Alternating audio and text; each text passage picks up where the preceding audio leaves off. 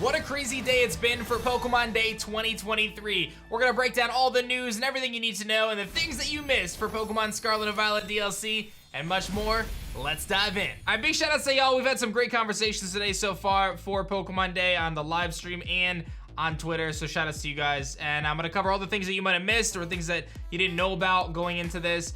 Big information going on for Scarlet and Violet. So first things first, my man Pokegame posted that the 60-minute timer is officially back for singles format. That may not impact a lot of you guys, but they had reduced it to 20 going back to like Let's Go Pikachu and Eevee, and they finally brought back what seems to be 60-minute singles timers, so that's huge. Paradox, Virizion, and Suicune raids are active. You've got Walking Wake, really cool, Dragon Water.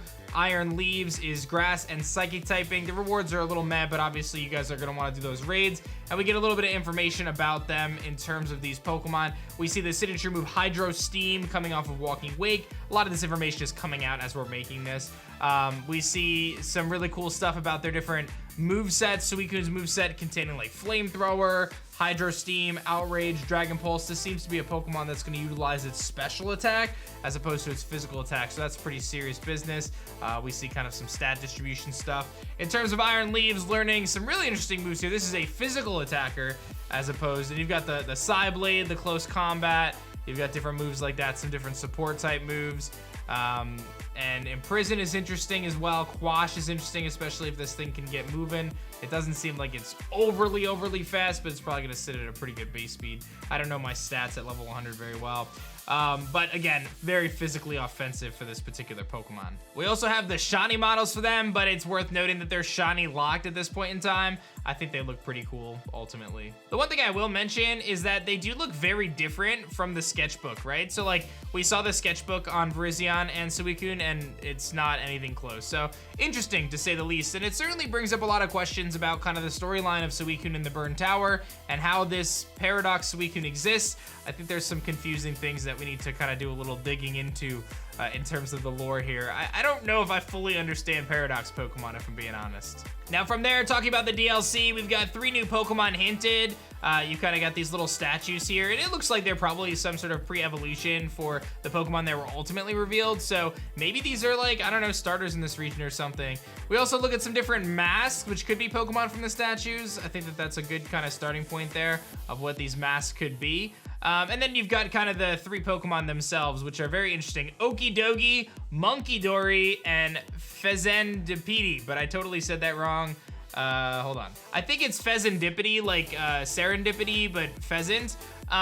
So Pheasantipity. I knew I had figured that out earlier, and then I forgot. My take on these is like the pheasant looks kind of cool. I do not like the designs of the other dudes at all. That's just me personally. You know, I'm not feeling it. And even the legendary Ogre Pawn, I'm personally not feeling that design. I will say that one's growing on me a little bit. Terragopolo or Terrago, whatever. The turtle looks sick though. Like S tier in my opinion. I love that thing. Very excited about it. But yeah, we see those statues, the masks, all that stuff. We get the reveal of these, and then we see the protagonists in the uniforms and what seems to be kind of their new rivals.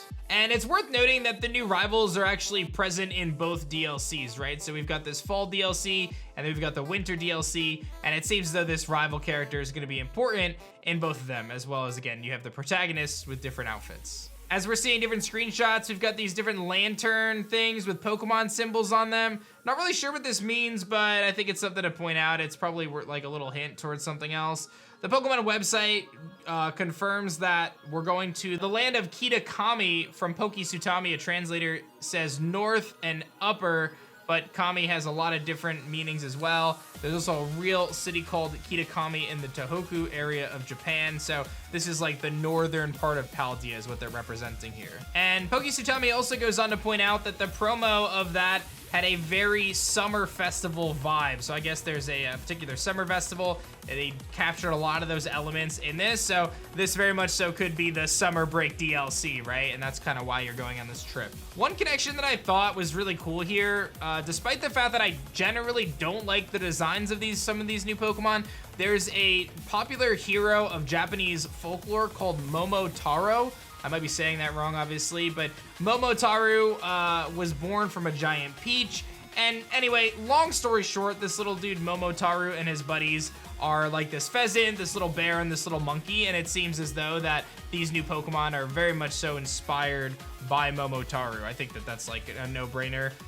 So shout outs to the people on Twitter, Sabrina and others who kind of pointed that out. From there, we got the announcement of the Blueberry Academy, which has a Pokeball themed 8 on the entrance with 8 leaves on the side as well. And it is, again, of course, confirmed as the Blueberry Academy. I wonder if that's like you have 8 gym leader type of things going on there or something to that effect. One thing I will make mention of that is very peculiar is in the trailer, they show apples. And we had talked about apples being potentially important considering that was like teased a few times in some questions in the classes in the game. And different elements brought up apples, the Manzano Academy, right? Manzana, I don't know which. I didn't do very well in Spanish in school. So that's an interesting piece because they even showed apples. Like they showed apple trees in the trailer today, and then they announced the Blueberry Academy. So very confusing there, and it leads me to believe that there's something more to be discovered with apples down the road. They had to have purposely showed those apples, and they purposefully put apples in the game itself. So just keep an eye out on that, right? They showed this big screen with Geodude and Mamoswine, some different weather conditions. Maybe they're keeping track of some part of Paldea. The landscape doesn't really look like anything in particular, so let me know if you guys can kind of derive what this is, but Mamoswine and Geodude potentially making an appearance. We've got this bulletin board with Paldea scripts that are already found in Scarlet and Violet, and the bottom left paper has some stars that looks kind of like Team Star, but it's a little hard to say, so hard to say really anything there. And then we see the Blueberry Academy logo, and then it's on the sleeves of their uniform, so we've seen it in a few different spots. And then there's a white-haired rival-like character. They actually have a Mastiff on their sleeve. They might have like a Bostiff on their team. We then see a bunch of new trainers in what looks like some sort of a Coliseum type area. This is the center of the Blueberry Academy, and when you wrap up DLC 2, this will probably be something like our Battle Tower of sorts, right? Like, this is the proper end game of Pokemon. Scarlet and Violet is like Rose Tower, Battle Tree, Battle Tower, Battle Factory, whatever, right? That seems to be where we're headed with the Blueberry Academy. And then we've got some official art of the protagonists and, of course, our rivals, which look really, really cool. So the female rival, I think, looks really awesome. She kind of gives me Sabrina vibes, like the gym leader. The male rival doesn't quite inspire me at all. His hair is just covering his face, which was similar to a hairstyle I had at one point that I prefer not to remember.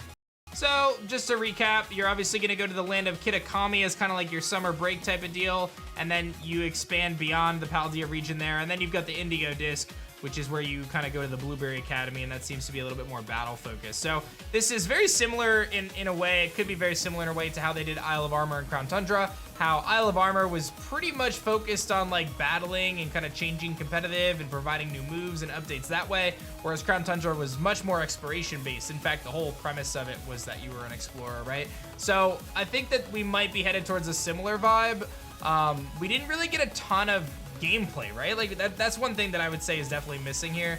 We saw some really cool information with new Pokemon and some of the trainers and stuff, but didn't really give us a lot of like kind of substance there. I am excited for some of the new Pokemon to kind of return. Vikavolt and Yanma particularly stood out to me. Chimecho ended up having kind of a little bit of representation there. What's interesting is that they're saying that fall 2023 is going to be when the first DLC releases, and then the second one is going to be winter. And I think it's worth noting that it could be August is actually the first reveal.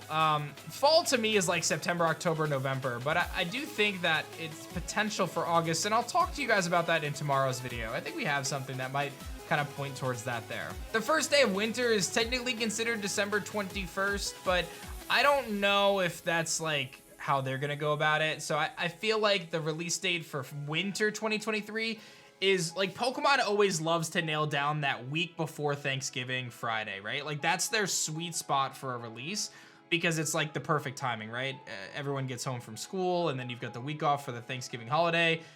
Obviously US, but it's a big time. And then you fall into Black Friday and then you go into like holiday crazy mode, right? So they always time that time as the release. But this being a DLC, not a physical tangible product, is interesting in that it may change things up. Obviously Crown Tundra didn't hit that date when that released. So it'll be interesting to kind of follow this timing here. I would say that December 21st is way too late. I would tend to think they'd want to fall in it between the sweet spot of like the second week of November to the first week of December is where I would expect that. There's an early purchase bonus for Hisui and Zoroark, so if you buy this now, they give you Zoroark, you get Terra Dark, the Charismatic Mark, and you got until the 31st of October to get that. There's gonna be some more uniforms when the DLC releases. I don't care about uniforms, but apparently someone had mentioned on Twitter, I think it was, I can't remember their name right now. It was Tamashi, that's who I saw on Twitter. They said that the uniform set was like the same uniforms we already had, but recolored. I don't know, like I said, I didn't put too much energy into that. And then last, but certainly not least, we've got this little shout out here to the Pokemon Scarlet and Violet online competition, the Paldea Prologue, going from March 10th to the 12th, and you can use one legendary in that. We've got a ton of stuff to cover. There's some really crazy stuff going on in the leak world right now, so again, stay tuned for tomorrow's video because we've got so much to talk about there. But this is all the good stuff that you missed from today's trailers, and the Pokemon Presents primarily focused around Scarlet and Violet. Let me know if you guys think that I missed something big, or you have any comments or thoughts in the comment section below, and make sure you guys subscribe for tomorrow because it's gonna be wild. I'll see you guys soon.